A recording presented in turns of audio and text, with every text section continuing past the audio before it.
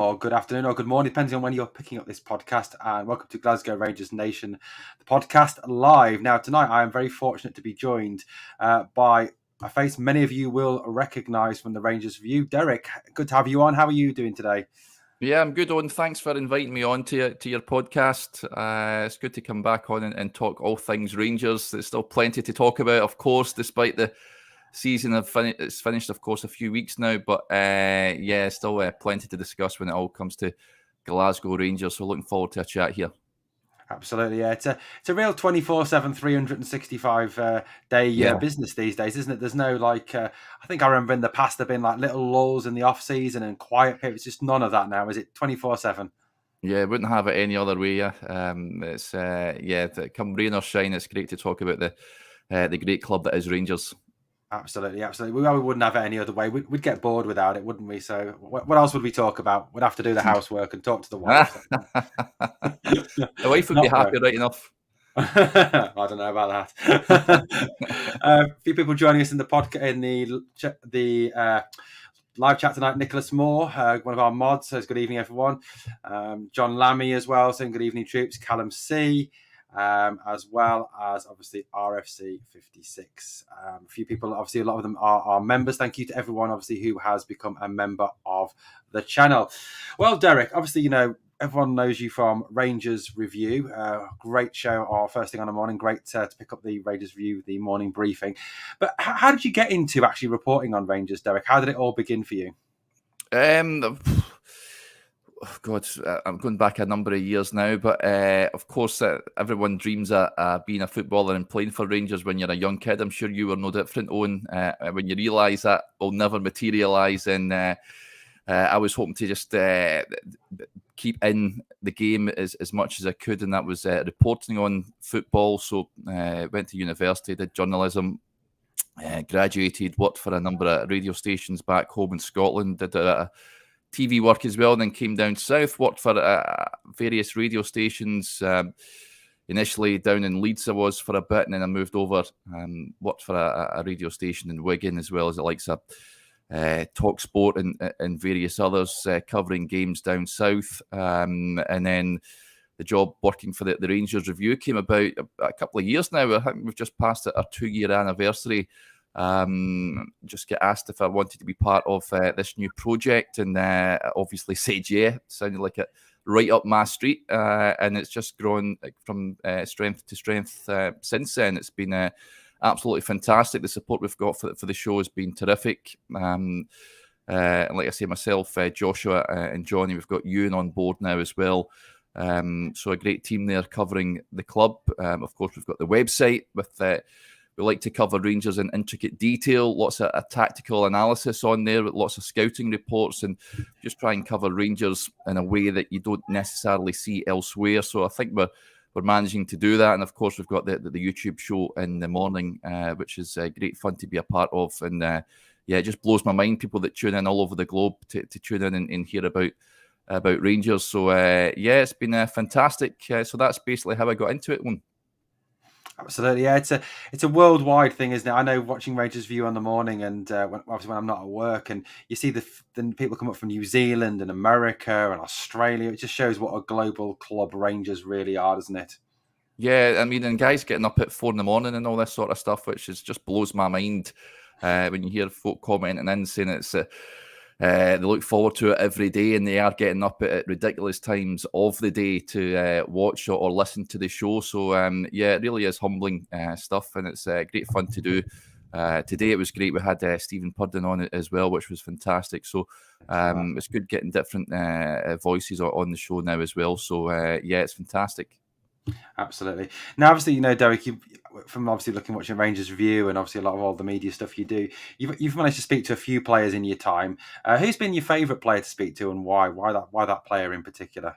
Rangers specific? Yeah, let's go Rangers specific and then general.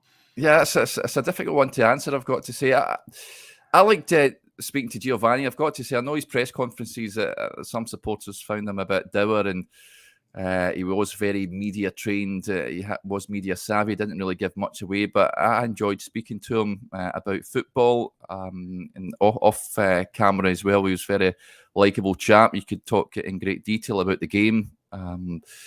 That aside, I'm just thinking about other players that I've spoken to at Rangers. Calvin Bassey was good fun always when you spoke to him when he was at the club. I was lucky enough to speak to him a few months back as well, when I done the piece about Jimmy Bell. I got his views on Jimmy, and he was sensational. He really went into detail to talk about Jimmy because he meant a lot to him. So Calvin was great.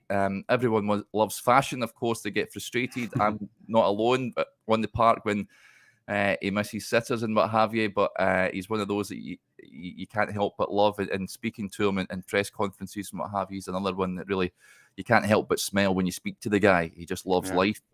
So those are the ones that sort of stand out on, I would say. Absolutely. Did you've touched a little bit there, and obviously Gio's press conferences, some people saying it's a bit dour, and he was very media trained. Do you feel at times that Michael Beale gives a little bit too much away in his press conference? Because he seems very willing, to me, he seems very willing to share absolutely everything, in his press conferences. Do you think that's just his media training, or just to the caliber of the guy that he is, or is he just giving too much away? What's your take on that? Yeah, it's an interesting one because you're hearing a few fans now saying that they would like if he held back a little bit and never released so much information. It's great for us guys because there's so many newsworthy sound bites that we're getting from the manager, of course, little nuggets that you might miss that can make stories later on down the line. But I have seen that leveled at him, that he's maybe releasing a bit too much information. It might come back to bite him at times.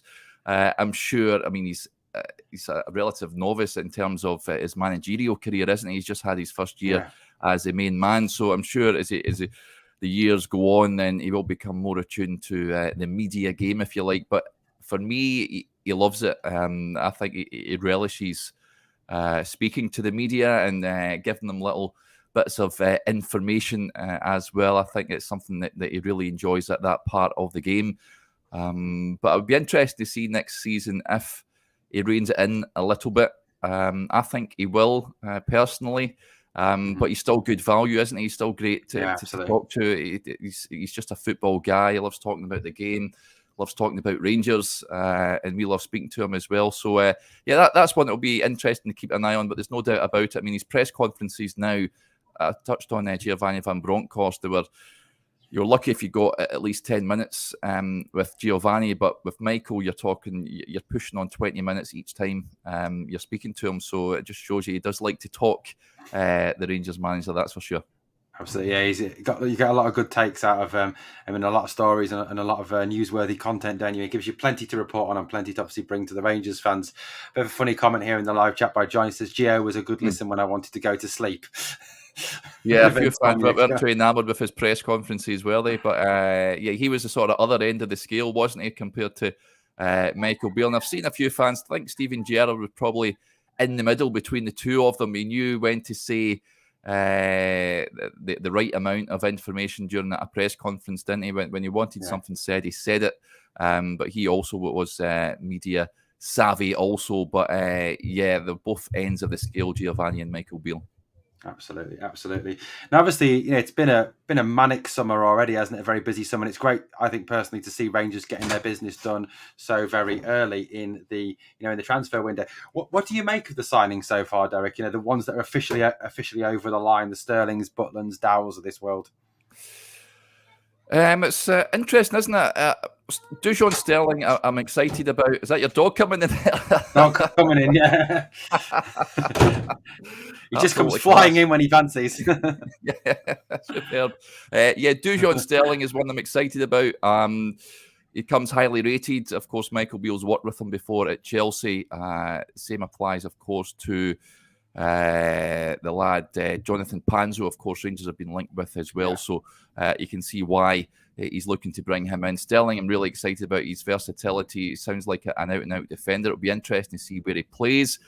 Because he's a right back. He can play left back as well. He can play as a centre back. So it's that sort of hybrid player that he's clearly identifying. Kieran Dill, for me, on his day, is a good player. I think he'll be a good squad addition. The key is keeping him fit. I know he's been out for some time with a knee injury.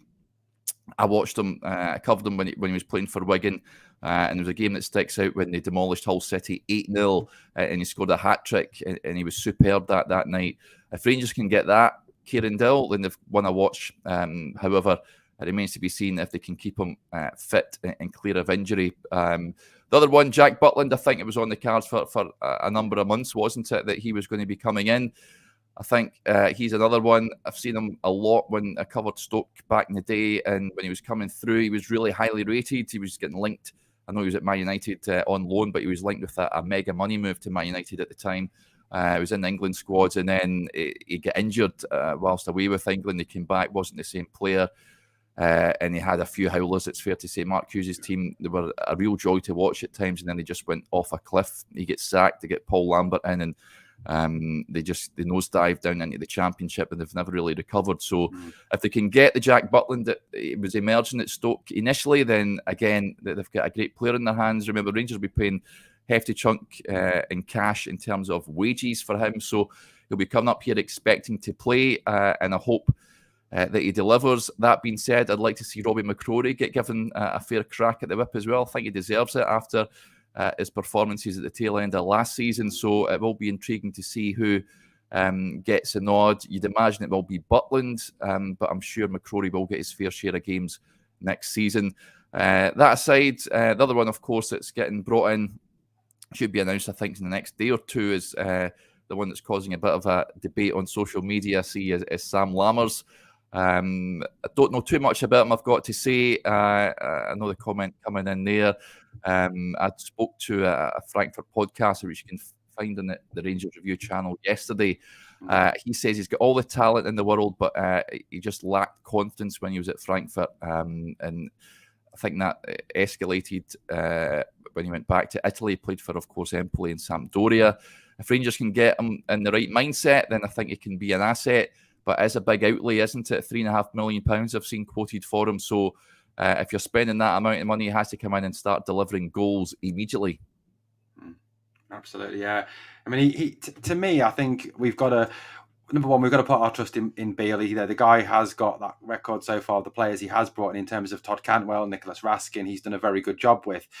And I think, you're right, the confidence thing with Sam Lammers. And I think we've got to remember, if you look at his record in Italy, he, with the exception of Atalanta, he's played with some very poor teams. Sampdoria obviously were relegated. That was a fascinating stat that Joshua brought up on the Rangers Review the other day about the fact that Sampdoria had lost more games than they'd actually scored goals in the season. And Empoli are also a very poor team, as well. Do you think Sam Lammers will benefit from playing in this in a team that dominates possession more, that offers more opportunities? Is he more in a place to succeed here? And do you think that Beale's more likely to use him as a 10 than a 9? Well, the Frankfurt lad I spoke to says he's an out-and-out striker, but he can assist if required, so it will be intriguing to see where he plays. I think he'll get a lot of chances at Rangers, more so than he did, of course, at his previous clubs, so that might work in his favour. But like I say, it's a big outlay. That's where I think many supporters felt that Rangers would spend money this summer, is in the forward department. They need a new front line that's plain to see. That the forward line last season was limp, to say the least. So this is a guy that's coming here with a decent pedigree. I know the last few years haven't went in the way that he would have liked, but I think that's where Rangers are shopping. That's the markets Rangers are shopping in at the moment, getting players that have maybe just stalled in terms of their careers. We've seen that with Todd Cantwell, of course, and he's been a revelation since he came up here. Nico Raskin was a quality addition as well. So if they can reach those heights of those two players at the signings that are coming in, then I think it could be an exciting season. But we need these strikers to hit the ground running.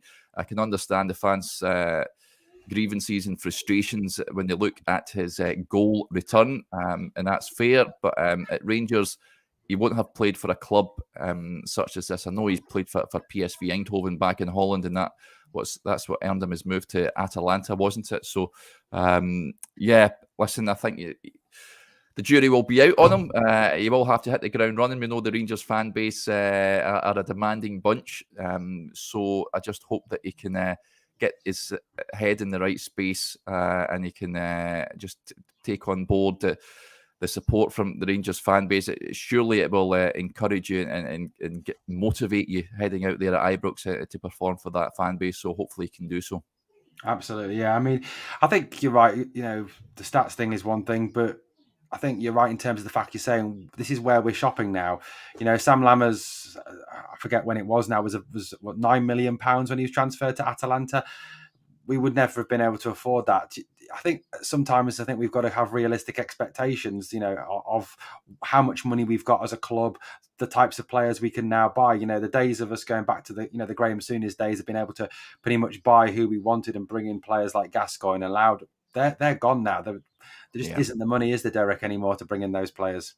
No, those were the days, as I said, bringing in guys like Gascoigne and what have you, Brian Laudrup. Imagine social media back in the day when Brian Laudrup was coming in, because I know he was part of the Milan squad that won the European Cup as part of Bayern Munich, but there wasn't, him and Bowley came in at the time, and Rangers get dumped out of Europe by Ajax Athens shortly after. The social media would have been in an uproar, of course, but two tremendous players. Unfortunately, we can't entice the caliber of those guys to the club anymore, but certainly exciting times, I think, with the players that Michael Beale is identifying. As I touched on earlier, I think Raskin and Cantwell are the right type, the right profile of player that Rangers are bringing in. I can see Cantwell having a terrific season, and then perhaps there's no doubt about it, there's going to be big English clubs looking to bring him back down the road.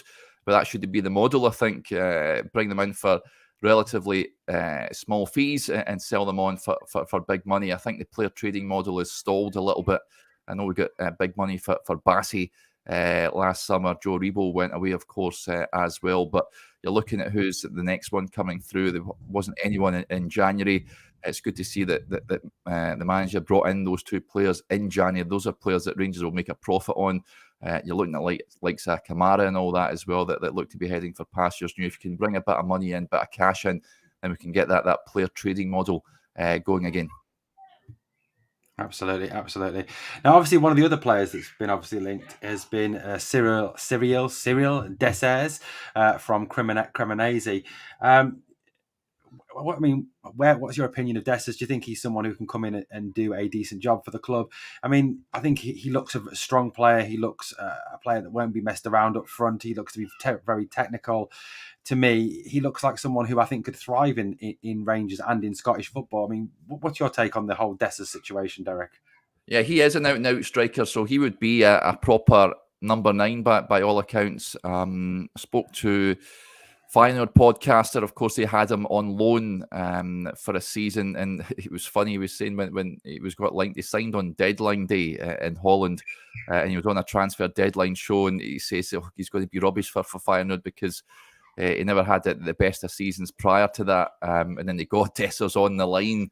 And he had to say sorry, but Dessers says, just give me till the end of the season and I hope to prove you wrong, and he did prove him wrong. He came in and didn't look back, top goal scorer in the Conference League as Feyenoord, of course, made it to the final.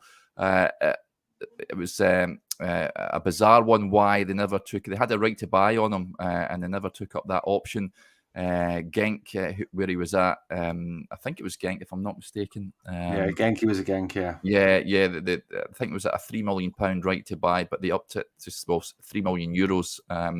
They upped it to €6 million, and of course he went to Serie A with Cremonese. But by all accounts, he's a big physical lad. He knows his way to goal. It will be interesting because it sounds a wee bit like a mixture of Cholak and Morelos combined, if you like. The jury remains out whether Cholak will be staying around. I think by what he said after the St Mirren game, he wants to fight for his place. I would keep him around, I've got to be honest. But with Dessers coming in, the likes of Lammers that we discussed as well. Then you've got, of course, Roof in the background. You've got Sakala there. Of course, Josh Maja rumours won't go away as well. So all of a sudden, you've got this strike force that is quite formidable going into next season, but I'd imagine there will be a bit of movement before the transfer window closes. But Dessers is certainly one that I wouldn't be opposed to coming in. I think £3 million has been quoted for him. I think that's probably a reasonable transfer fee. I know that Cremonese were relegated last season, only scored 7 goals, but again, he's not going to be getting as many chances as he will at Rangers, of course. At Cremonese, it's a side that were struggling for much of the season, but he did score some important goals, scored 2 goals against Roma in the Cup, so knows how to score on the big occasions. I mentioned for Feyenoord as well, so I think he's one that certainly does excite a bit more, I've got to admit, than Lammers. I think Lammers, we've all seen the YouTube video, and he's got the skill and the talent, but for me, Dessers could be key. I think he's a guy that can come in and hit upwards of 20, 25 goals if Rangers bring him in. Absolutely, yeah. He looks a better player, and obviously that's something we're looking for. I mean, one of the things that I think a lot of us picked out last season was that the end product at the club just wasn't good enough. The strike force, obviously, didn't put the ball away in the back of the net, and something the manager said himself. You touched a little bit on Josh Maja there. Obviously, as he's been heavily linked with Rangers, and Josh Maja is someone, I think, from all the videos that I've done on my channel, that fans seem very excited about Josh Maja. And obviously now the situation with Bordeaux has been sorted, as sorted as it can be without the appeal that's gone in. Do you think if Dessers and Lammers come in, is that the end of the Maja rumours to Rangers, or could you see us bringing in a third striker as well? I would like Josh Maja, I've got to be honest. I like the look of him, and I hope Rangers get him. I think there'll be other clubs sniffing about him as well, I've got to say. But as a free agent, I'd be all over that one. I think he would be a right good signing. As I mentioned, there will be a bit of movement, you'd imagine. The thing is, you're not really selling Kemar Roof. I've said this on record. I don't think there's going to be a queue of clubs looking to take him off Rangers' hands based on his track record, which is he spent more time on the treatment table than on the pitch. Sakala will be an interesting one. Do Rangers keep him around? I'm sure they'll be not short of offers if they were looking to offload Fashion. And then, of course, Čolak. The thing with Čolak, I know he changed agent in the last few months, and people were looking at that and thinking that's a telltale sign that he may be moving on. Thing with him, I know he said that he wants to be the number 9. If he's going to be a bit part player, I can't imagine Antonio Čolak being too happy with that. He gives the impression that he likes to be the main man at clubs. I know he's been at a number of clubs throughout his career, so he may be the one that may move on. But it's intriguing, it's exciting, I've got to say, and it's clear. I mean, Michael Beale did touch on this, I think, recently before the end of the season. He says that the Rangers are sometimes the most wasteful team that he's ever seen. So it's clear that they need strikers and ones that know the way to goal. So it's no surprise to see them linked with these players. And Josh Maja, I think, is a player that would excite, and I really hope that Rangers can get that one over the line. But like you say, the thing with Bordeaux is one that may rumble on. I know they have appealed the decision, so that may be one that rumbles on until the end of the summer, I'd imagine. Absolutely, yeah. I mean, it's very controversial, obviously, what's happened over there. And I mean, Michael Beale did talk, didn't he, about the fact that his intention was to bring in as many as he could before June the 30th when they returned to pre-season. But he said there was 1 or 2 he may have to wait on. So I suppose there is the opportunity that later in the summer, like you say, if this Bordeaux thing does rumble on, that we can go back and we can obviously get Josh Maja. But we do obviously need more firepower. Last season, it just was not good enough in any way, shape or form in front of goal. RFC 56 in the live chat says, has Lundstrom signed for another year? Yeah, obviously there are players that we do need to sort out because we don't want to be sat here next year like we have been this year saying, well, is this player going to re-sign? Is this player going to re-sign? Obviously, Kemar Roof, like you've said, we've got virtually zero chance of chipping him on. The only people I can see taking him is probably medical science to see why he gets injured so often. But in terms of Lundstrom and Barisic, Barisic talked about his contract being renewed. I haven't heard anything about John Lundstrom yet. Realistically, do you think they're 2 players we are going to keep going into next season, or are the club going to be looking for money for those 2 at this point? It's an interesting one, isn't it? Borna, I think I wrote a piece on Borna a few weeks ago where I said that I would keep him around. I don't see the point in offloading him for what would be a relatively small fee going into the last year of his contract. I think it would be worth just keeping around, even if he just runs down his contract and leaves next summer. I wouldn't be opposed to that. That being said, Ridvan's my left back for next season. He starts for me going forward. I'd like to see more of him. And then I touched on previously, you've got the lad, Jonathan, his name escapes me, Panzo. I mentioned before, Panzo. of course, can play left. Yeah, he can play left back. He's a player, of course, that Rangers have been heavily linked with. And I've touched on as well, Dujon Sterling can play left back as well. So there's lots of variety there. Lundstrom's an interesting one because if you ask me this January time, I would say, yeah, just get whatever you can for him and offload him. But just at the last few weeks of the season, I know the league was well and done, and it's all right putting in decent performances when there's nothing to play for but pride, really. But I thought he came onto a game, looked more like himself. Rangers need that all season, though, not just the tail end of season. So that's an interesting one, of course. His final year of his contract, I'm sure he'd love to stay. But it's just a question of game time. Is he going to get enough game time there? If Rangers sell Kamara, then I know he wasn't getting a look in, Glenn. So, it just frees up a space. I'd imagine Rangers will be looking to possibly bring another player in. We've talked about, not talked in this show, but Jose Cifuentes is one that won't go away. That's a move that we're expecting to happen. So he seems to be possibly a John Lundstrom replacement, if you like. But I'd keep him around personally, unless an offer comes in that is very tempting. And like Ben Davis, there'll be a number of clubs that would be keen on bringing John Lundstrom into the club. Of course, he spent a good amount of his career down south and good reputation down here. So I don't think he'll be short of offers. But yeah, it'll be intriguing to see what happens with that. No, Ryan Jack, of course, has signed that extension. So it remains to be seen how many games he's going to play next year. Of course, he's been injured for quite a fair bit. So you've got Raskin in there. You've got Cantwell, of course, that can drop in there. But yeah, at this moment in time, I'd keep him around. I'm not entirely sure I would offer him a new deal as such. That's a difficult one. I don't know how you feel about that, Owen, but would you be inclined to offer him a new deal?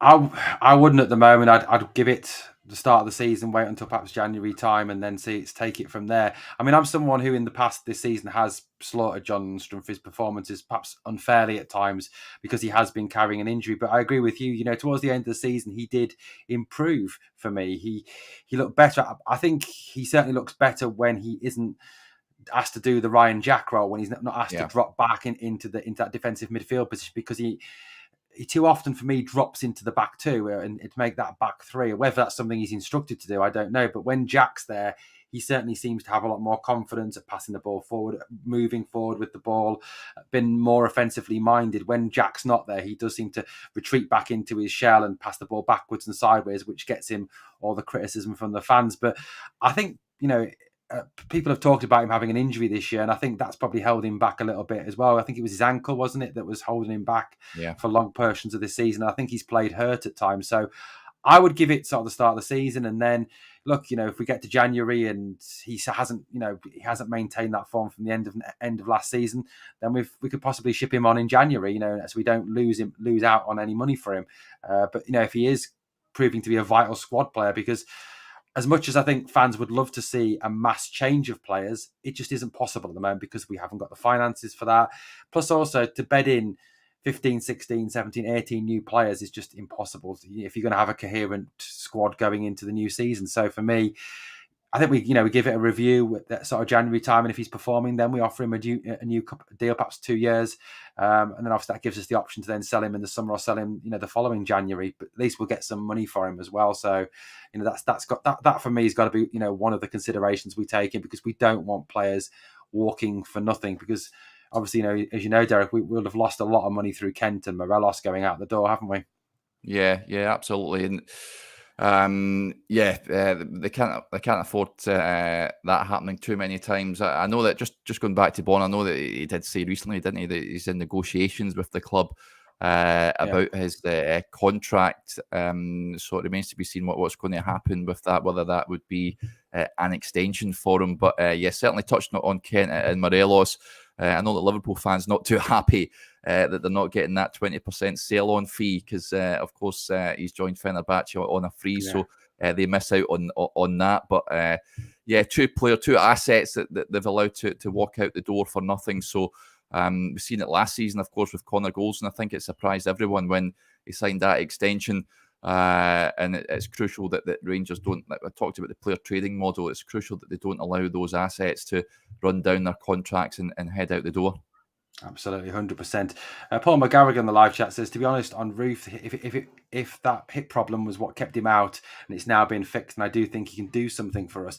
Do you think with Roof there is any chance of him staying fit all season, or is that just a complete pie in the sky thought? Because I think he is probably the best finisher at the club, and he, put him in front of goal, keep him fit, he'll score 25, 30 goals. But is that complete pie in the sky, just dream thinking that we can ever keep him fit? Yeah, I'm not hanging my hat on Kemar Roofe next season, I've got to say. I mean, there's no doubt about it, Owen. He came in and done the job when he was asked to do so. He scored that winning goal against Aberdeen, cool finish. Scored against Livingston, then got injured immediately after. He's just, unfortunately, his body just lets him down too many times at Rangers. And as I mentioned before, he's been on the treatment table too often when we need him on the pitch. And he's on a decent wage as well. So it's one of those ones. There's not going to be a queue of clubs looking to take him off Rangers' hands. I also don't think they should pay him off. I know we've seen he's been posting videos of him trying to build up his fitness online, but we need to see it on the pitch. If Rangers can get a tune out next season, then brilliant. But I wouldn't be holding out much hope for it based on the little we've seen of him last year.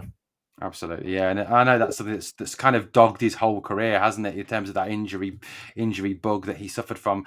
My dad's a Leeds fan, and I know when he was at Leeds, he was always out injured.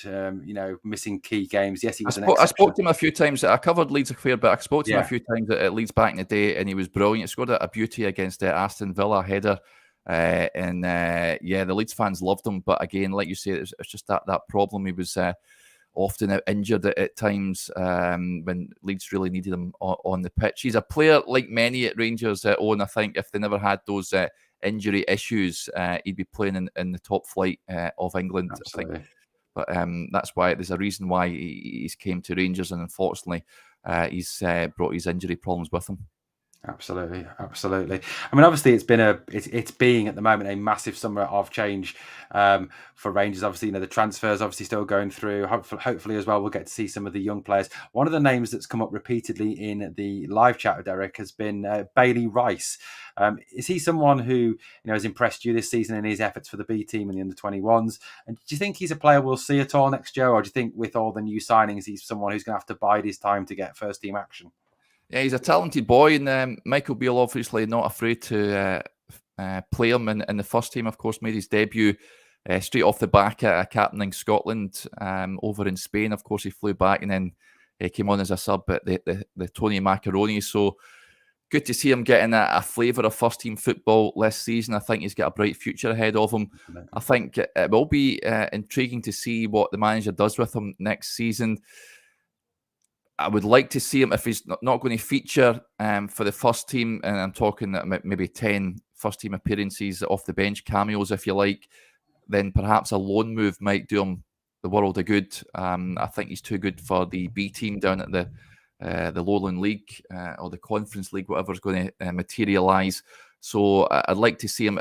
I would like to see him feature for Rangers. I think the education you'll get playing with the players that are there at the moment will do him the world of good.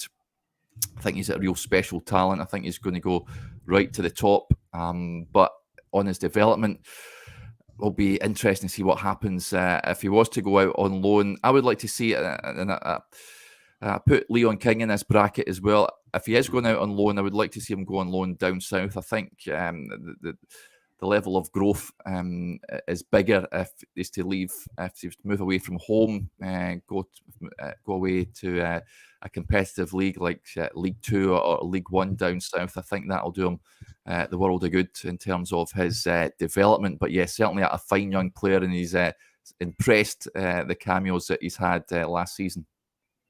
Absolutely, 100%.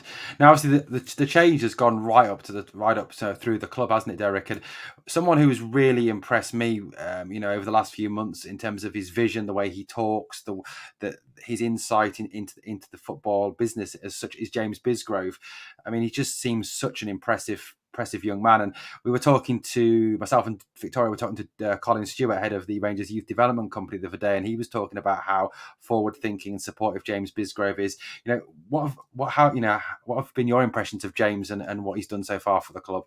Yeah, like you, Owen, I think he's an impressive guy. He's an ambitious guy as well. I can see why he's been given the opportunity to become the chief executive of the club. Hit all his targets, of course. Impressed as the marketing director and the communications director there. So I think he certainly deserves his opportunity as a chief exec. I like the fact that he's having the fans forums. I think that is a bit of criticism that's been levelled at the board from the fan base, and it looks like the club are addressing that with these fans forums. So that's good to see. Every time I've spoken to him, I've been impressed. And that's good. That's what we want, a bit of transparency. We want to know what's the state of the club behind the scenes. We don't need to speak to him every day or every week, but as long as we get regular updates about how the club is performing off the field, then I think that's all we ask. And he's certainly delivering. He's a guy that's just looking to bring in as much money as he can to Rangers Football Club. He's done that so far. I know there's been rightly gripes with regards to Australia that's been levelled at him, but I think his role, his remit was to look for any look to bring money, bring revenue into the football club, and he's doing that the best as he can. So he's getting a thumbs up from me so far. Of course, he's going to be under a lot more scrutiny now as the chief exec. So there's going to be that added pressure on him. So it'll be interesting to see how he copes with that. But certainly, in my initial dealings with him, I think he's the right man for the role, and I'm excited to see the changes and what's going to materialise with him in that role. So so far so good from James. Absolutely, yeah. He's been absolutely outstanding the way he's talked and all the things that he's done so far without actually being in the role. I think it's July the 31st. He finally actually takes over, doesn't he, as the actual chief executive officer. I think though he's part of, for me, since obviously John Bennett's taken over as chairman and we've had a lot of people leave the club. I feel that there's been a real openness and transparency to the board and to the executive membership of the club, and I think I think it is refreshing, shall we say? We're trying to be obviously diplomatic. Yeah, absolutely. That's what I mentioned there. It's communication. You just want communication. You want to have that link between the fan base and the guys running the club. And as I mentioned, those fans forums that are going to take place, I think, quarterly throughout the year is fantastic.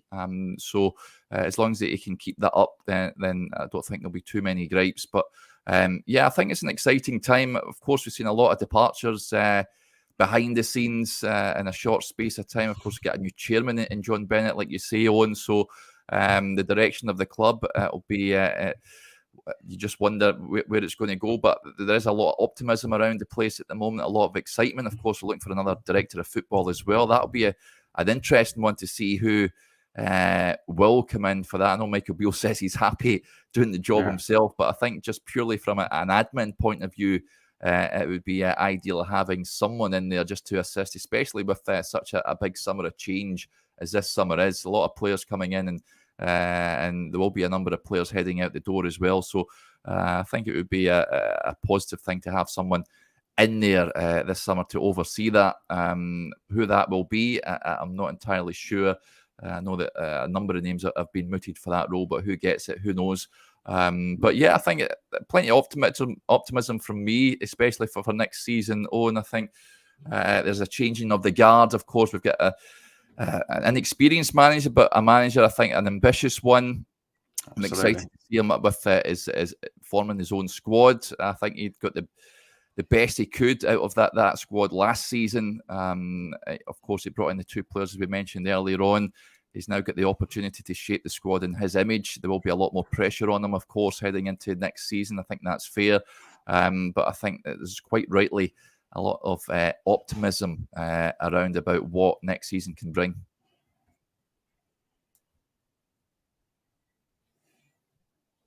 Absolutely, yeah. I mean, I'm exceptionally optimistic, and for me, Beale with his attitude, the way he's revitalised this team, the way he's had a team that Gio couldn't seemingly get a tune out of, playing well, I think, and we were unlucky to lose to Celtic at Parkhead. I think semi-final, it's one huge error that costs us again. But obviously, we beat them at the end of the season. I think he had a squad that had been underperforming, playing okay football, not great football, because obviously we didn't have the finishing product. But I think once he shaped his own squad in his own image, brought his own players in, very optimistic for the future. And he seems very tactically astute. That's one of the big things that keeps coming through about him. What a great coach he is. What a great awareness of tactics he has, and flexibility of formation. And so I do think he's going to put us in a great position, obviously going forward into next season. Question from Paul McGarrigle. I must say, I don't know the answers. I would have to look into it. I don't know if you know, Derek. Do you guys know if we meet the European quota with all our players?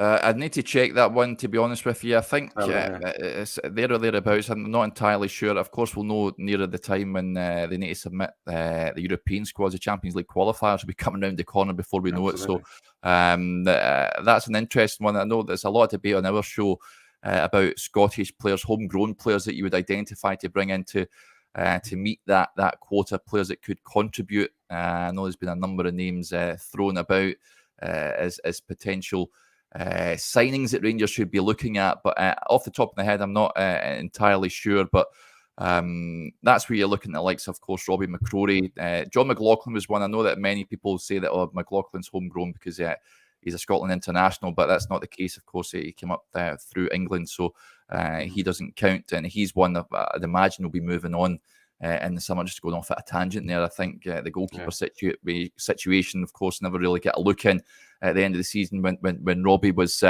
drafted in, and Alan McGregor was the number 2. So I'd imagine that the 3 goalkeepers next year will be Butler, McCrory, and Kieran Wright. So I'd imagine McLaughlin will be moving on. But that quota, not off the top of my head, what it is that Rangers need to meet. But yeah, it's one I'll need to go and have a check. Yeah, that's absolutely. That's one I'd have to have a check into as well. Off the top of my head, I wouldn't have a clue without actually sitting down and looking at the squad and looking at the background of the squad to figure it out. My good friend, obviously, Curry, once you were here in the live chat, a very familiar contributor to Rangers podcast. So it says this season is huge, not just for Beale, but the board. Domestic trophies are a must. If they ever take us on trophies, it will be unforgivable.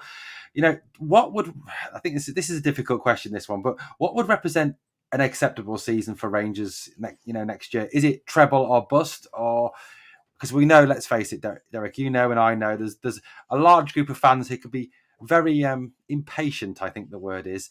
We're trying to be nice, obviously. Is it treble or bust, or is it just the league? Or what would be acceptable, do you think, for fans and to buy Michael Beale even more time to redevelop this squad? Just the league for me, Owen. I think give me the league title right now. Not treble would be lovely, wouldn't it? Especially what we've seen that team across the city do in the last few years. But I just want the league title back, to be honest with you. If they win the Scottish Cup and League Cup, then fantastic. But he's got to win that league title back for me. I'm encouraged by the points tally that Rangers acquired last season was impressive. It's got to say, just on its own. But when you come second in Scotland, it's nowhere, of course. So he has to come top of the pile next season in the league. I think that for me is success. If you can add 2 cups, if you can add 1 cup, then brilliant. But just add that league title. And I know people talk about Europe as well. Getting into the Champions League would be fantastic, especially for the finances. An extended run in Europe would be terrific. But for me, league title is the priority next season.